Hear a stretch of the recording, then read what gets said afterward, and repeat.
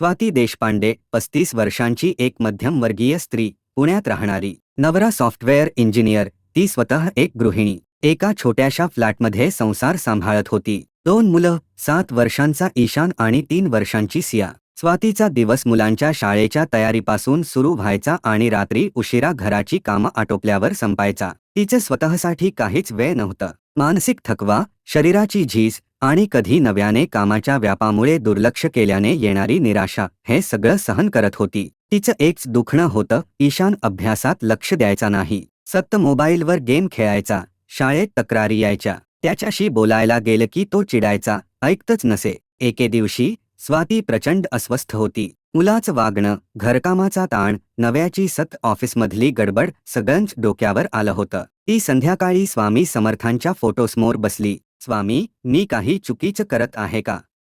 माझ्या मुलाचं भविष्य मला काळजीत टाकतंय. मला मार्ग दाखवा. ती तशीच विचारात होती.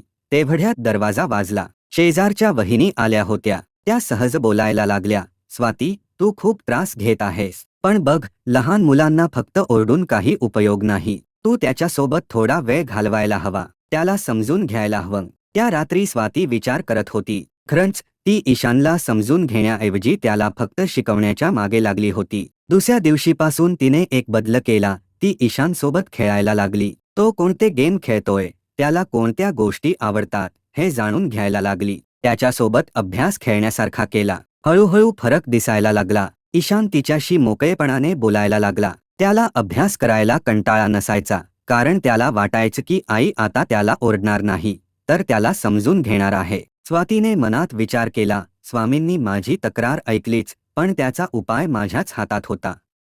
फक्त मीच ते समजून घेत नव्हते.